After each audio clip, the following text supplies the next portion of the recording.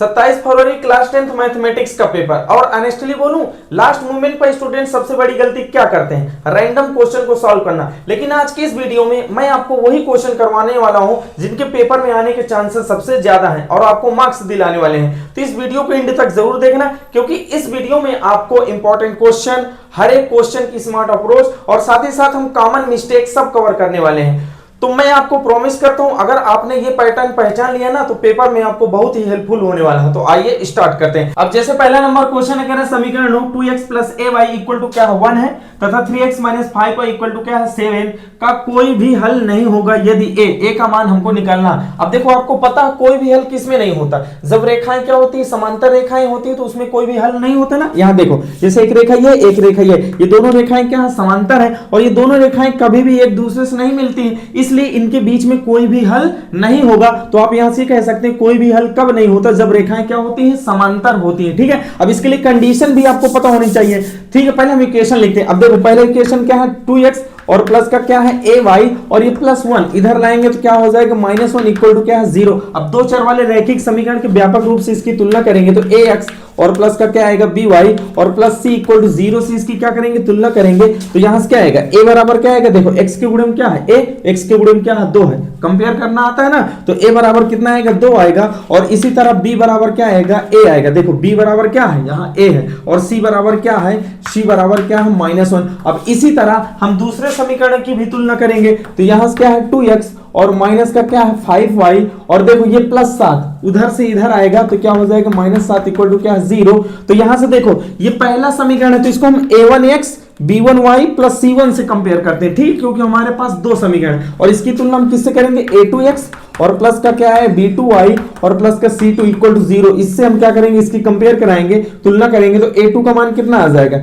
a2 का मान क्या आएगा 3 आएगा। ठीक है, और y के गुणे में b2 है तो b2 की वैल्यू कितनी आ जाएगी, b2 की वैल्यू क्या आ जाएगी -5, हम चिन्ह सहित लेते हैं। ठीक है, और c2 की वैल्यू कितनी आ जाएगी, c2 की वैल्यू क्या आ जाएगी माइनस का 7 आ जाएगी। अब आपको ये पता, जब कोई भी हल नहीं होता तो रेखाएं क्या होती, समांतर होती ऐसे। और समांतर रेखा के लिए आपको कंडीशन पता ना, जब रेखाएं क्या होती, समांतर होती तो उसके लिए कंडीशन होती a1 अपान क्या होता है a2 और इक्वल टू क्या होता b1 upon b2 not equal to c1 upon c2 होता है कि नहीं। जब रेखाएं क्या होती है, समांतर होती है तो यही कंडीशन लगती है, समझ गए ना।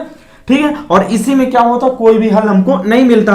तो अब यहां से हम वैल्यू रखेंगे। अब देखो a1 की वैल्यू, क्योंकि ये इक्वल नहीं तो इसमें हमको रखने की कोई आवश्यकता नहीं, हम इन दोनों रेशियो को लेंगे क्योंकि यही दोनों आपस में क्या बराबर। तो a1 का मान क्या है, a1 का मान है 2 और a2 का मान कितना है 3, तो a2 का मान क्या करेंगे 3 और b1 का मान क्या है, b1 का मान a है तो यहां से a करेंगे और b2 का मान कितना है, b2 का मान क्या है -5 है। तो अब हम क्या इसका इसके साथ मल्टीप्लाई कराएंगे, तो जब इसके इसके साथ मल्टीप्लाई कराएंगे तो -10 और बटे में क्या है 3 है और ये किसकी वैल्यू आ जाएगी, a की वैल्यू आ जाएगी। तो आप यहां से इस प्रकार से a की वैल्यू निकाल सकते हैं। अब ऑप्शन नंबर यहां से कौन सा सही हो जाएगा, ऑप्शन नंबर जो है -10/3, ऑप्शन नंबर सी यहां से सही हो जाएगा। अब जैसे दूसरा नंबर क्वेश्चन है, कह रहा है बहुपद 3x² प्लस 5x प्लस 2 के शून्यकों का योगफल हमको निकालना है। ठीक है, तो यहां से समझते हैं। अब इसको सबसे पहले लिखेंगे तो यहां से क्या है 3x² और प्लस का क्या है 5x प्लस का क्या है 2 है। अब यहां हम करेंगे क्या, द्विघाती समीकरण के व्यापक रूप से हम इसकी क्या करेंगे, तुलना करेंगे।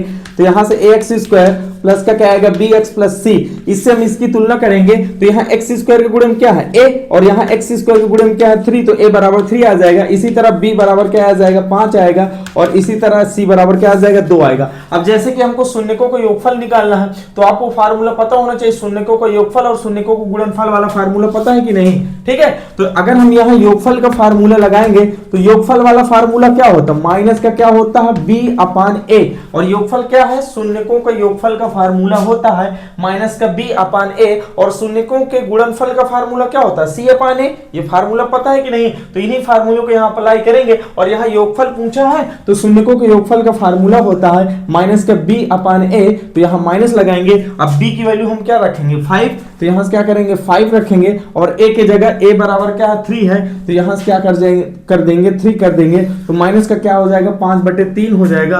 तो ऑप्शन नंबर यहाँ से क्या हो जाएगा, ऑप्शन नंबर बी। तो इस प्रकार शून्यकों का योगफल और शून्यकों का गुणनफल दोनों आप यहाँ से निकाल सकते हैं इस फार्मूले से। ठीक, तीसरा नंबर क्वेश्चन है, कह रहे समीकरण 2x² + 5x + 4 = 0 के मूलों की प्रकृति हमको बताना। ठीक है, अब जैसे कि आपको पता मूलों की हम प्रकृति कैसे बताते हैं, d का मान निकाल के। ठीक है, तो यहां से थोड़ा समझते हैं। देखो पहला नंबर ये होता है, यदि d का मान 0 को क्या होता है इक्वल, यदि d क्या होता है विविक्त कर, जिसको हम डिस्क्रिमिनेशन इंग्लिश में बोलते हैं। ठीक है, तो क्या होता है विविक्त कर, यदि d का मान 0 के इक्वल है, 0 के बराबर है, तो मूल क्या होते हैं, मूल क्या होते हैं, समान होते हैं।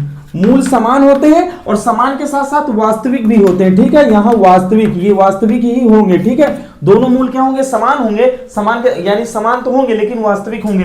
सेकंड क्या है, सेकंड में है यदि d का मान 0 से क्या है बड़ा, यदि d का मान 0 से बड़ा है तो मूल क्या होंगे, भिन्न भिन्न, यानी मूल क्या होंगे, भिन्न भिन्न। भिन्न भिन्न का मतलब होता है अलग अलग। ठीक है, यानी दो मूल तो होंगे लेकिन दोनों मूल क्या होंगे, अलग अलग होंगे। और यहाँ पर दोनों मूल क्या होते हैं, समान होते हैं। ठीक है, अगर एक मूल 5 आएगा तो दूसरा मूल भी क्या आएगा, 5 आएगा। और यदि d का मान ग्रेटर देन 0, यदि d का मान 0 से बड़ा होगा तो मूल क्या होंगे, अलग अलग आएंगे, लेकिन क्या होगा, वास्तविक होगा, वास्तविक दोनों होंगे। ठीक है, यहां भी वास्तविक होंगे। लेकिन थर्ड कंडीशन ये है, यदि d का मान 0 से क्या आ जाए, छोटा आ जाए, तो यहां पर हम कोई भी मूल नहीं निकाल सकते हैं। और कोई भी मूल ना निकाल पाने का मतलब क्या होगा, मूल क्या होंगे, मूल अवास्तविक हो जाएंगे, मतलब वास्तविक नहीं होंगे। मतलब आप यहां से ये कह सकते हैं वो दोनों मूल क्या होंगे, वास्तविक नहीं होंगे। ठीक है, ये समझिए। और यहां पर हम क्या होते हैं, मूल नहीं निकाल पाते। अब देखो यहां क्या इक्वेशन क्या है, 2x² और प्लस का क्या है 5x और प्लस का क्या है 4 = 0। अब इसकी हम तुलना द्विघाती समीकरण के व्यापक रूप से करेंगे पहले। तो यहां से ax² + bx + c = 0 से इसकी अगर हम तुलना करेंगे तो यहां a बराबर कितना आ जाएगा, a बराबर 2 आ जाएगा। और b बराबर कितना आ जाएगा, b बराबर क्या आ जाएगा, 5 आएगा। और c बराबर कितना आ जाएगा, 4 आ जाएगा। अब हम सबसे पहले यहाँ करेंगे क्या, सबसे पहले हम d का मान निकालेंगे। अब जैसे कि आपको पता है d का मान निकालना आना चाहिए, तो d बराबर क्या होता है, b² - 4ac होता है कि नहीं, d बराबर होता है d बराबर b² - 4ac होता है। अब इससे हमको पता चल जाएगा कि मूल समान है या मूल भिन्न भिन्न है या कोई वास्तविक मूल नहीं, इससे हमको पता चल जाएगा। तो यहां से हम d की वैल्यू निकालेंगे। अब देखो b बराबर, ये कंपेयर करना आता है कि नहीं, ऐसे हम इसकी ax² + bx + c = 0 से इसकी कंपेयर करा के यहाँ a, b और c के मान निकालेंगे। ठीक है, तो देखो b का मान क्या है 5 और 5 b² है, 5 के स्क्वायर करेंगे क्या आएगा 25 और माइनस का 4a, a की जगह क्या रखेंगे 2, a की जगह 2 रखेंगे और c की जगह क्या रखेंगे 4। तो यहां से क्या आएगा 4 आ जाएगा। तो d बराबर देखो 25 और यहां से क्या आएगा 4 चौको 16 दूनी 32, यहां से क्या आएगा 32। तो d का मान, अच्छा ये बताओ 25 में से 32 हम घटाएंगे तो इसका आंसर क्या आएगा, माइनस में ही तो आएगा। अरे 25 से 32 घटाएंगे तो d का मान क्या आएगा, माइनस में आएगा। और माइनस में आने का मतलब क्या है, d का मान 0 से क्या है, छोटा। d का मान क्या है, 0 से छोटा। तो आप यहाँ ये देख पा रहे हैं कि जो d है वो <0 है। समझ पा रहे हैं कि नहीं, यानी जो d का मान है वो 0 से क्या आएगा, छोटा आएगा। अब ये बताओ जब d का मान 0 से छोटा होता है तो वहां पर कोई भी वास्तविक मूल नहीं होगा, मतलब मूल तो होंगे लेकिन कोई वास्तविक मूल हम नहीं निकाल सकते। तो यहाँ पर कौन सा सही हो जाएगा, ऑप्शन नंबर डी यहाँ से सही हो जाएगा कि वास्तविक मूल नहीं है। तो ऑप्शन नंबर डी यहाँ से सही हो जाएगा। अब चौथा नंबर क्वेश्चन है, समांतर श्रेणी 4, 9, 14 ... 254 का अंत से हमको 10वां पद बताना है। ठीक है, तो जब हम अंत से 10वां पद बताएंगे तो यहाँ श्रेणी क्या है, समांतर श्रेणी 4, 9 और क्या है 14 ... क्या है 254। तो देखो हमको अंतिम से इधर से 10वां पद बताना है। अगर हमको इधर से 10वां पद बताना है तो क्या हम इस श्रेणी को, इस समांतर श्रेणी को उल्टा ना लिख दें, हमको इधर से इधर लिख दें। तो ये क्या आएगा 254। अभी देखो यहाँ कितने का डिफरेंस है, डी का मान देखो, इसमें हमने कितना जोड़ा 5 जोड़ेंगे तभी तो 9 आएगा और इसमें हम कितना जोड़ेंगे 5 तभी तो 14 आएगा। तो आप यहाँ ये कह सकते हैं डी का मान क्या है 5, जो सार्वंतर डी का मान है वो कितना है, कॉमन डिफरेंस का मान क्या है 5 है। तो अगर इस श्रेणी को इधर से हम इधर ऐसे लिख दे 254। अब देखो जब इधर से हम जाएंगे तो 5 5 इसमें जोड़ते जा रहे हैं। अगर हम इधर से लिखेंगे तो इधर से हम लिखेंगे, देखो इसके पहले वाला पद क्या रहा होगा, इसके पहले वाला पद 249 रहा होगा, तभी तो हम इसमें 5 जोड़े हैं तो अगला पद 254 मिला है, क्योंकि हम सब में 5 5 जोड़ते चले जा रहे हैं। तो ये क्या है लास्ट में क्या है 254। तो इसके पहले वाला पद क्या रहा होगा 249 और इसके पहले वाला पद क्या रहा होगा 244 रहा होगा कि नहीं, क्योंकि 244 में हम 5 जोड़ेंगे 5 4 9 बताओ, तभी तो 249 बनेगा कि नहीं। तो हम 5 5 जोड़ते जा रहे हैं। अगर इस श्रेणी को हम उल्टा लिख दे, इधर से हम इधर लिख दे, तो हम 5 5 क्या करेंगे, घटाएंगे। तो देखो 254 आएगा, 254 के बाद क्या आएगा, 249 आएगा, और 249 के बाद क्या आएगा, 244 आएगा, और डाट डाट इसी तरह बढ़ता चला जाएगा। और ये क्या आएगा, 14 आ जाएगा, फिर आएगा 9 आएगा, फिर क्या आएगा, 4 आ जाएगा। तो ये क्या है, एक समांतर श्रेणी है। और ये क्या, घटते क्रम में, ये कैसे थी, बढ़ते क्रम में। तो हमको अंतिम से 10वां पद बताना है, तो हम इस श्रेणी को उल्टा लिख दिए। और जब उल्टा लिखेंगे तो अब हमको 10वां पद शुरू से बताना होगा। तो ये पहला पद इसमें क्या हो जाएगा, पहला पद हो जाएगा 254, है ना। और जो d का मान है, पहले +5 था, अब d का मान क्या हो जाएगा, -5, क्योंकि जब हम इधर से लिखेंगे तो ये घटता चले जाएगा ना। तो d का मान क्या हो जाएगा, -5 हो जाएगा। और हमको क्या है, अंतिम से 10वां पद बताना। तो 10वां पद क्या होगा, यहां से 10वां पद क्या आएगा, 10वां पद का फार्मूला क्या होगा, a + का 9d होगा कि नहीं। अरे 10वां पद का फार्मूला यही तो होता है, a + 9d। तो आप यहां से ये कह सकते हैं, a का मान क्या है, 254। देखो ना, ए का मान क्या है, प्रथम पद का मान क्या है, 254, और प्लस का क्या है, 9, और डी का मान कितना है, -5। तो डी का मान क्या करेंगे, -5, तो 254 आएगा। और देखो 9 पंजे 45, -45। अब इससे हम -45 घटा देंगे, तो यहाँ से क्या आ जाएगा, 14 में से 5 जाएंगे, 9 5 14, 4 में से 4 जाएंगे 0। तो यहाँ से सिंपल क्या आ जाएगा, अंतिम से जो इस श्रेणी का 10वां पद होगा वो क्या होगा, 209। तो ऑप्शन नंबर यहाँ से कौन सा सही हो जाएगा, ऑप्शन नंबर सी यहाँ से सही हो जाएगा। अब जैसे 5वां नंबर क्वेश्चन दिया है, अगर चित्र में समरूप त्रिभुजों का एक युग्म दिया है, मतलब ये दोनों त्रिभुज क्या है, समरूप है, और इन ऑप्शन में से हमको बताना। अब देखो ये दोनों त्रिभुज समरूप तो हैं, लेकिन कैसे हैं, ठीक है। अब देखो यहाँ 2.5 है, और यहाँ 3 सेंटीमीटर, और ये कोण कितने डिग्री का, 80 डिग्री। और यहाँ देखो ये क्या है, 5, ठीक है, और ये कितने सेंटीमीटर, 6 सेंटीमीटर, और इनके बीच का कोण क्या है, 80 डिग्री। अब यहाँ ध्यानपूर्वक समझो, ये वाला कोण इस कोण के बराबर है कि नहीं, बिल्कुल। कोण B जो है, कोण D के क्या है, बराबर, क्योंकि दोनों कितने डिग्री के बराबर, 80 डिग्री। अब देखो यहाँ 2.5 है, यहाँ 5 है, तो क्या 2.5 दूनी 5 होता है, और यहाँ क्या 3 सेंटीमीटर, और यहाँ क्या 6 सेंटीमीटर, तो 3 दूनी 6 सेंटीमीटर। तो क्या ये देखो, अगर इन दोनों भुजाओं का रेशियो निकालेंगे 2.5/5, 2.5 दूनी 5, तो इन दोनों का रेशियो क्या आएगा, 1/2। अगर इन दोनों भुजाओं का रेशियो निकालेंगे तो क्या आएगा, 3/6, यहां से भी क्या आ जाएगा, 1/2। तो आप ये कह सकते हैं, ये भुजा और ये भुजा, ये वाली भुजा और ये वाली भुजा, इन दोनों भुजाओं का अनुपात बराबर है, और ये वाली भुजा और ये वाली भुजा, इन दोनों भुजाओं का अनुपात बराबर है, ठीक है। इन दोनों भुजाओं का अनुपात भी 1/2 आ रहा है, और इन दोनों भुजाओं का भी अनुपात 1/2 आ रहा है। तो अगर दो त्रिभुज समरूप होते हैं तो उनके संगत कोण क्या होते हैं, बराबर, और साथ ही साथ उनकी संगत भुजाएं क्या होती है, समानुपाती होती है। तो यहां देखो ये कोण इसके बराबर है, तो देखो क्या यहां कौन सा नियम लगा सकते हो, देखो ये साइड एंगल साइड, देखो पहली साइड है, फिर एंगल है, फिर साइड है। तो क्या साइड एंगल साइड से, और यहां भी देखो, यहां साइड एंगल साइड से दोनों त्रिभुज समरूप नहीं हो गए, बिल्कुल हो गए। तो ये वाला त्रिभुज, ये वाला त्रिभुज, पहली बात ये दोनों त्रिभुज समरूप यहां दिया गया है, कि यहां बताया गया है कि दोनों त्रिभुज समरूप हैं। लेकिन जब ये दोनों त्रिभुज समरूप हैं तो हम यहां लिखेंगे क्या, ये त्रिभुज ABC, ये दोनों त्रिभुज समरूप तो हैं, लेकिन इनके लिखने का तरीका क्या होगा। देखो हमने A से स्टार्ट किया, अब देखो A किसके सामने का, क्योंकि ये भुजा इस भुजा के समानुपाती है, और ये भुजा इस भुजा के क्या है, समानुपाती। तो देखो हमने A से स्टार्ट किया, अब इस सिंगल डैश के सामने का कोण A ले रहे हैं, तो इस त्रिभुज में भी हम सिंगल डैश के सामने का कोण क्या लेंगे, यहाँ E लेंगे। तो देखो इस सिंगल डैश के सामने कोण क्या है, E। तो यहाँ हम लिखेंगे त्रिभुज, यानी त्रिभुज ABC किस त्रिभुज के समरूप होगा, तो यहाँ हम लिखेंगे E लिखेंगे, ठीक है, E। और बीच में क्या है, B 80 डिग्री, तो बीच में यहाँ क्या लेंगे, D। तो यहाँ से क्या आ जाएगा, E। तो देखो ये EDF, और लास्ट में क्या हो जाएगा, EDF, और ये दोनों त्रिभुज क्या हो जाएंगे, समरूप हो जाएंगे। तो इसके लिखने का तरीका क्या हो जाएगा, EDF। अब EDF जहां मिले उसी को हमको टिक करना, तो ये ऑप्शन नंबर क्या हो जाएगा, B यहां से सही हो जाएगा। नहीं सॉरी, ऑप्शन नंबर EDF है ना, तो EDF ऑप्शन नंबर C यहां से क्या हो जाएगा, सही हो जाएगा।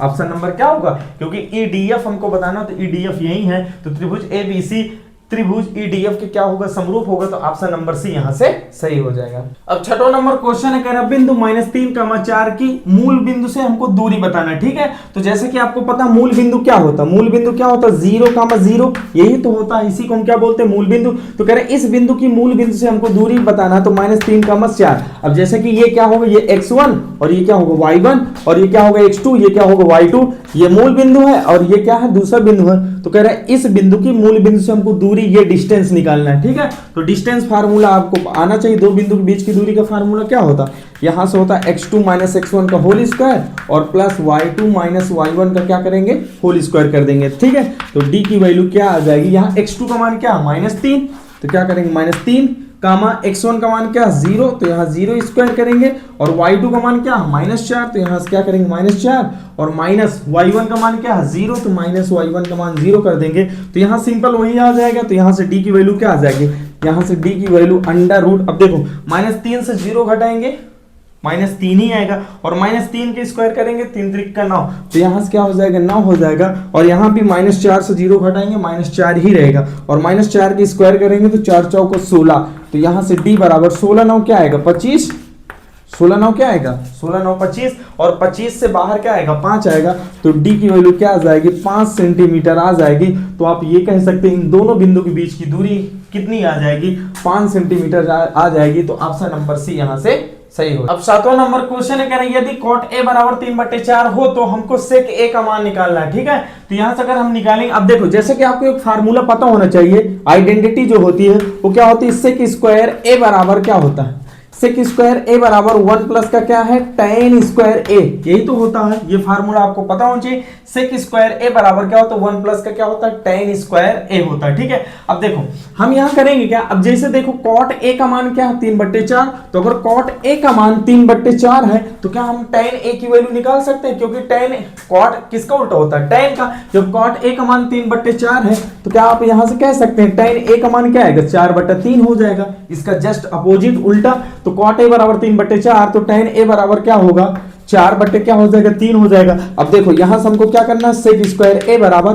क्या होता है 1 प्लस tan स्क्वायर a होता है, तो यहाँ 1 प्लस अब tan square a, tan a का मान क्या है 4/3, tan a का मान क्या है 4/3, स्क्वायर लगा तो यहाँ से क्या करेंगे 4/3 का हम क्या कर देंगे होल स्क्वायर करेंगे, तो यहाँ से आएगा sec स्क्वायर a, क्योंकि हमको sec a का मान निकालना है, ठीक है। तो यहाँ 1 प्लस 4 चौको क्या होगा 16 और 3 त्रिक का क्या होगा 9। अब देखो इसके साथ मल्टीप्लाई करेंगे 9 9 एकम 9 और प्लस का 16 और बटे में क्या हो जाएगा 9 हो जाएगा, ठीक है। यहाँ से आ गया, तो यहाँ से क्या आ जाएगा sec स्क्वायर a बराबर 16 9 क्या हो जाएगा 25 और बटे में क्या है 9। अब देखो इधर स्क्वायर लगा क्योंकि हमको sec a का मान निकाला, इधर स्क्वायर लगा तो स्क्वायर हटाएंगे तो उधर क्या लग जाएगा अंडर रूट लगेगा।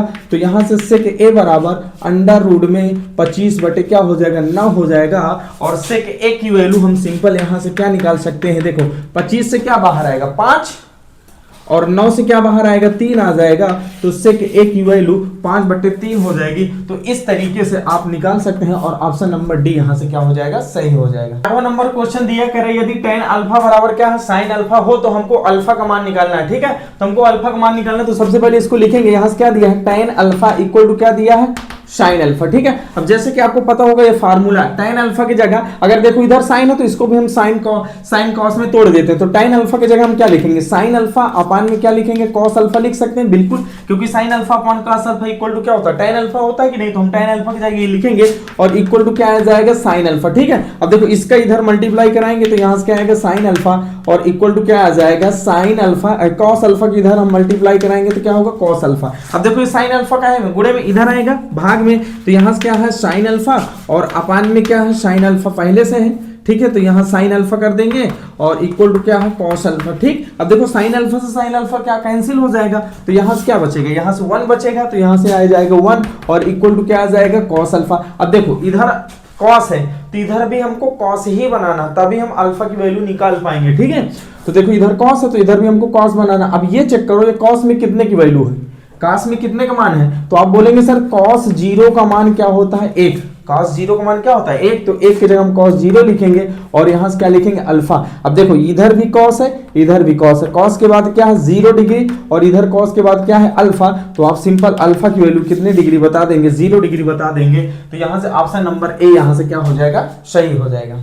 अब जैसे 9वां नंबर क्वेश्चन करें एक क्षण की लंबाई का उसकी छाया से अनुपात क्या है 1 अनुपात क्या है √3 है, तो सूर्य का हमको उन्नयन कोण बताना है, ठीक है। तो यहाँ ध्यानपूर्वक ये समझिएगा, देखो जैसे क्या है क्षण है, ठीक, ये आपकी क्या है क्षण है और इसकी जो छाया होगी ये क्या होगी ये आपकी क्षण है, ठीक, और ये इसकी क्या है छाया, क्योंकि छाया जमीन पर ही तो पड़ेगी। अगर ये क्षण खड़ी है तो जो इसकी छाया होगी ये क्या है जमीन, ठीक, ये क्षण है और ये क्या है जमीन, और जमीन पर ही इसकी क्या बनेगी, छाया बनेगी। तो ये क्षण है और ये इसकी क्या छाया है। तो इसमें ये कह रहा है और सूरज यहाँ होगा कहीं ना कहीं, सूर्य यहाँ होगा तभी तो इसमें क्या होगी, इसमें सूर्य की रोशनी पड़ेगी और इधर क्या बन जाएगी, छाया बनेगी। ठीक है, तो इसमें ये कहा गया है कि उसकी छाया से अनुपात क्या है, एक क्षण की लंबाई का उसकी छाया से अनुपात 1/√3 है। तो यानी जो क्षण है, क्षण की लंबाई क्या है 1 और इसकी जो छाया है वो क्या है √3, मतलब इनमें जो अनुपात है वो कितने का अनुपात है, 1 अनुपाते यानी 1 अनुपाते √3 है। तो इसका हमको उन्नयन कोण, ये उन्नयन कोण निकालना है यहाँ से। तो ये वाला कोण अगर हमको निकालना है तो ये वाला कोण कैसे आएगा, ये थीटा हो गया। ठीक, अब इसमें हम क्या लगा सकते हैं, tan लगा सकते हैं, क्योंकि tan का मतलब क्या होता है, लंब बटे आधार होता है कि नहीं। क्योंकि अगर हमको उन्नयन कोण निकालना है तो हम यहाँ क्या लगाएंगे, tan ही लगाएंगे। तो यहाँ सिंपल हम लगा सकते हैं tan थीटा बराबर, tan का मतलब क्या होता है, लंब बटे आधार। तो tan का मतलब क्या होगा, लंब बटे आधार। अब देखो इधर tan है और tan थीटा इक्वल टू क्या 1/√3 आया है। तो अब ये tan में कितने की वैल्यू, ये हमको चेक करना है, tan में कितने की वैल्यू। तो यहां से आप ये कह सकते हैं कि tan थीटा इक्वल टू, और ये tan 30 का मान 1/√3 है कि नहीं। तो क्या इसके जगह हम tan 30 लिख सकते हैं, बिल्कुल। अब देखो कंपेयर करो, इधर भी tan है इधर भी tan के बाद क्या थीटा और यहाँ tan के बाद क्या 30 डिग्री। तो यहां से थीटा की वैल्यू कितना आ जाएगी, 30 अंश आ जाएगी। तो जो सूर्य का उन्नयन कोण होगा वो कितने डिग्री आ जाएगा, 30 डिग्री आ जाएगा। तो ऑप्शन नंबर ए यहाँ से सही हो जाएगा। जैसे 10वां नंबर क्वेश्चन कह रहे एक वृत्त के व्यास के सिरों पर खींची गई समांतर स्पर्श रेखाओं की संख्या होगी, ये हमको बताना है। ठीक है, तो अब यहाँ ये देखते हैं। अब देखो जैसे हम एक वृत्त खींचते हैं और ये क्या है, एक वृत्त है और ये वृत्त का क्या है, व्यास। व्यास क्या होता है, ऐसे व्यास एक प्रकार की जीवा होती है और ऐसी जीवा जो वृत्त के केंद्र से होकर जाती है उसे हम क्या बोलते हैं, वृत्त का व्यास। ठीक है, तो ये वृत्त का व्यास हो गया, ये ए हो गया मान लो, और ये क्या हो गया, बी हो गया। ठीक है, तो कह रहे हैं वृत्त के व्यास के सिरों पर, व्यास का सिरा क्या है, एक ये है और एक ये, यही तो वृत्त के दोनों यानी सिरे हैं। तो कह रहे हैं वृत्त के व्यास के सिरों पर खींची गई समांतर स्पर्श रेखाओं की संख्या हमको बताना है। तो इसके सिरों पर इस जगह और इस जगह समांतर खींची गई स्पर्श रेखा, ये एक हमने ये स्पर्श रेखा खींच दी और एक हमने ये स्पर्श रेखा खींच दी। तो जो वृत्त के व्यास के सिरों पर खींची गई स्पर्श रेखाओं यानी समांतर स्पर्श रेखाओं की संख्या कितनी होगी, 2 होगी, क्योंकि एक इधर खींच सकते हैं और एक इधर खींच सकते हैं। और ये दोनों स्पर्श, ये भी स्पर्श रेखा और ये भी स्पर्श रेखा, और ये दोनों स्पर्श रेखाएं एक दूसरे के क्या है, समांतर है। तो समांतर स्पर्श रेखाओं की संख्या कितनी हो जाएगी, तो यहां से कितना हो जाएगा, 2 हो जाएगा। तो यानी व्यास के सिरों पर हम समांतर स्पर्श रेखाएं कितनी खींच सकते हैं, 2 समांतर स्पर्श रेखाएं खींच सकते हैं। तो ऑप्शन नंबर यहां से क्या हो जाएगा, सी यहां से सही हो जाएगा। जैसे 11 नंबर क्वेश्चन कह रहा है 12 सेंटीमीटर त्रिज्या वाले एक वृत्त के 60 अंश के कोण वाले त्रिज्यखंड का हमको क्षेत्रफल निकालना है। ठीक है, तो यहाँ त्रिज्या कितना दिया है, त्रिज्या दिया है 12 सेंटीमीटर। ठीक, तो त्रिज्या दिया 12 सेंटीमीटर और कोण कितना दिया है, यानी थीटा का मान कितना दिया 60 डिग्री, और हमको त्रिज्यखंड का क्षेत्रफल निकालना। अब जैसा कि आपको पता होगा त्रिज्यखंड क्या होता है, यही तो होता है। ये क्या है, मान लो ये क्या है, ये O है यानी इसका सेंटर है और इसकी त्रिज्या क्या है 12 सेंटीमीटर, 12 सेंटीमीटर, और इसके बीच में कोण कितने डिग्री बन रहा, 60 डिग्री। तो इस त्रिज्यखंड का हमको क्षेत्रफल निकालना। ठीक है, त्रिज्यखंड का क्षेत्रफल निकालना आता है कि नहीं। अब त्रिज्यखंड के क्षेत्रफल का फार्मूला आपको पता होना चाहिए। तो जिसका जो इसका एरिया जो होगा वो क्या आ जाएगा, वो होता थीटा बटे 360 गुणे पाई आर स्क्वायर। त्रिज्यखंड के क्षेत्रफल का फार्मूला यही होता है, यानी जो त्रिज्यखंड के क्षेत्रफल का जो फार्मूला होगा वो थीटा बटे 360 गुणे क्या होगा, पाई आर स्क्वायर होता है। ठीक है, ये फार्मूला आपको याद होना चाहिए। अब देखो यहां से क्या, थीटा का मान कितना 60 डिग्री, तो हम क्या करेंगे 60 रखेंगे और अपान में क्या करेंगे 360 और गुणे में क्या है पाई, और आर की जगह क्या रखेंगे 12 सेंटीमीटर, आर की जगह क्या रखेंगे 12, और 12 का स्क्वायर है तो यानी 12 गुणे 12 कर लो, चाहे 12 का स्क्वायर कर दो। देखो अब देखो ये 0 से 0 कट जाएगा, 36 6 आया। ठीक, अब ये 6 से इसको काट दो, 6 दूनी 12 और 12 दूनी क्या आ जाएगा 24, 12 दूनी 24, और यहां से क्या है पाई, और एरिया हमेशा स्क्वायर यूनिट में होता, तो यहां हम क्या लिखेंगे सेंटीमीटर स्क्वायर, ये ऐसे हम लिख देंगे। तो ऑप्शन नंबर यहां से कौन सा सही हो जाएगा, ऑप्शन नंबर यहां से सी आपका क्या हो जाएगा, सही हो जाएगा। जैसे 12 नंबर क्वेश्चन है, करें यदि गोले का व्यास क्या है, डी है, तो उसका हमको आयतन बताना है। ठीक है, तो आयतन यहां से निकालेंगे। अब जैसे सबसे पहले आपको पता होना चाहिए गोले का आयतन क्या होता, तो यहां से हम लिखेंगे गोले का आयतन गोले के आयतन का फार्मूला क्या होता है, आपको पता होना चाहिए। जो गोले का आयतन का फार्मूला होता है वो क्या होता है, 4/3 पाई आर क्यूब, यही तो होता है। जो गोले का आयतन होता है, आयतन निकालने का जो फार्मूला होता है वो 4/3 पाई आर क्यूब होता है। ठीक है, अब देखो यहाँ दिया है कि गोले का व्यास कितना डी है, गोले का व्यास कितना दिया है, गोले का जो व्यास है वो कितना है, डी है। अब जैसे कि आपको पता है व्यास जो है त्रिज्या के दोगुने को हम क्या बोलते हैं, व्यास बोलते हैं कि नहीं। तो व्यास का मतलब क्या होगा, 2r, यानी 2r की वैल्यू यानी d की वैल्यू किसके इक्वल है, d की वैल्यू 2r की इक्वल है। तो यहां से r की वैल्यू निकालेंगे तो r बराबर क्या होगा, d/2 हो जाएगा। अब इसमें हम क्या कर देंगे, रख देंगे, तो यहां से क्या आ जाएगा 4/3 और ये क्या है पाई, और r की जगह क्या रखेंगे, d/2 रखेंगे, और d/2 का क्या करेंगे, होल क्यूब, क्योंकि यहाँ होल क्यूब है ही है। तो यहां से क्या करेंगे 4/3 आ जाएगा, और ये क्या होगा पाई, और d का क्यूब करेंगे d क्यूब, अब 2 का क्यूब करेंगे क्या आएगा 8 आएगा। ठीक है, तो यहां से क्या आएगा 8, अब ये 4 से काट दो, 4 दूनी 8, तो यहां से क्या हो जाएगा, यहां से हो जाएगा देखो 2 तिहाई 6, और ये ऊपर क्या है पाई, तो यहां से क्या आएगा पाई/6, 2 तिहाई 6 पाई/6, और यहां से क्या आएगा d क्यूब हो जाएगा। तो यही इसका क्या हो जाएगा, आयतन हो जाएगा। तो ऑप्शन नंबर डी यहां से क्या हो जाएगा, सही हो जाएगा। अब जैसे 13 नंबर क्वेश्चन कह रहा है r त्रिज्या के एक ठोस अर्धगोले का कुल पृष्ठीय क्षेत्रफल क्या होगा, इस चीज को हमको बताना है। ठीक है, अब जैसे हम यहाँ एक गोला बनाते हैं, ये क्या है एक गोला, अब इस गोले का संपूर्ण पृष्ठीय क्षेत्रफल क्या होता है 4 पाई आर स्क्वायर। अगर इस गोले का संपूर्ण पृष्ठीय क्षेत्रफल 4 पाई आर स्क्वायर होगा तो अर्धगोले का संपूर्ण पृष्ठीय क्षेत्रफल क्या होगा, अर्धगोला ऐसे बनेगा। ठीक, अर्धगोला ऐसे बनेगा, और जब ऐसे बनेगा तो देखो पूरे गोले का संपूर्ण पृष्ठीय क्षेत्रफल क्या होता है 4 पाई आर स्क्वायर, तो अर्धगोले का संपूर्ण पृष्ठीय क्षेत्रफल इसका क्या कर देंगे, आधा कर देंगे, तो क्या हो जाएगा 2 पाई आर स्क्वायर करेंगे। इसका आधा करेंगे तो क्या आएगा 2 पाई आर स्क्वायर करेंगे कि नहीं। लेकिन जब इसको जैसे आलू है, आलू को अगर ऐसे काटोगे तो ये तो बचेगा, देखो ये वाला एरिया क्या है 2 पाई आर स्क्वायर, लेकिन साथ ही साथ ये भी तो एरिया आगे, मतलब ये भी तो एरिया बन गया। जैसे हम आलू को काटेंगे तो आलू को काटने के बाद हमको एक वृत्ताकार सतह भी तो मिलेगी, और उस वृत्ताकार सतह का क्षेत्रफल क्या आएगा, इस ऊपर वाले इस वृत्ताकार सतह का क्षेत्रफल क्या होगा पाई आर स्क्वायर होगा। यहां से क्या होगा पाई आर स्क्वायर होगा, तो इसको हम और ऐड कर देंगे तो pi r square, 2 pi r square में पाई आर स्क्वायर ऐड कर देंगे तो 3 पाई आर स्क्वायर हो जाएगा। तो इस प्रकार आप कह सकते हैं अर्धगोले का जो संपूर्ण पृष्ठीय क्षेत्रफल होता है वो 3 पाई आर स्क्वायर होता है। तो ऑप्शन नंबर सी यहां से क्या हो जाएगा, सही हो जाएगा। अब जैसे 14 नंबर क्वेश्चन कह रहे किसी बहुपद fx के लिए y बराबर fx का ग्राफ दिया है, ये fx का ग्राफ दिया है, तो कहे ग्राफ में fx के शून्यकों की संख्या हमको निकालना है। ठीक है, अब देखो यहाँ ग्राफ क्या है, y इक्वल टू क्या है fx है, y इक्वल टू क्या है fx, यानी जो हमारा फंक्शन है, जो हमारा फलन है, जो हमारा बहुपद है वो किसके टर्म्स में है, x के टर्म्स में, x के फॉर्म में है कि नहीं। तो इसमें हमको शून्यकों की संख्या निकालना। अब देखो यहाँ ये देखो, ये ग्राफ x अक्ष को कितने बिंदुओं पर काट रहा है, ये ग्राफ x अक्ष को 3, एक यहाँ और एक यहाँ, तो मतलब ये जो ग्राफ है इस फंक्शन यानी ये बहुपद fx का जो बहुपद fx का यानी बहुपद fx का जो ग्राफ है वो इसको कितने बिंदुओं पर काट, यानी x अक्ष को कितने बिंदुओं पर काट रहा है, 3 बिंदुओं पर काट रहा है। तो यहाँ पर जो शून्यकों की संख्या हो जाएगी वो क्या हो जाएगी, 3 हो जाएगी। तो इस प्रकार से आप यहाँ पर शून्यकों की संख्या निकाल सकते हैं। अब जैसे 15 नंबर क्वेश्चन करें 156 का अभाज्य गुणनखंड हमको बताना है, तो 156 के अभाज्य गुणनखंड निकालने के लिए हम करेंगे क्या, वैसे सॉल्व करेंगे, ऐसे हम क्या करेंगे अभाज्य गुणनखंड करेंगे तो हम 2 से काटेंगे। ठीक है, 2 सते क्या आएगा 14, और 2 से 14, अब क्या आएगा 2 8 16, फिर यहां से हम लिखेंगे, फिर 2 से कटेगा 2 3 6 और 2 9 क्या आ जाएगा 18 हो जाएगा। ठीक है, अब किससे कटेगा, अब 3 से काट दो, 3 एकम 3, 3 त्रिक 9, और फिर किससे कटेगा 13 से, ये तो 13 से ही कटेगा। तो इसके अभाज्य गुणनखंड क्या आ गए 2 गुणे 2, और यहां से क्या आ गया, यहां से आ गया 3, फिर क्या आ गया 13 आ गया। तो यहां सिंपल हम क्या करेंगे 2 गुणे 2 दिया तो 2 की पावर 2 लिख सकते हैं, तो 2 की पावर 2 करेंगे, फिर 3 करेंगे, फिर क्या करेंगे 13 करेंगे। तो इस प्रकार से 156 के अभाज्य गुणनखंड आ जाएंगे। तो ऑप्शन यहां से कौन सा सही हो जाएगा, 2 की पावर 2 गुणे 3 गुणे 13, तो ऑप्शन नंबर ए यहां से सही हो जाएगा।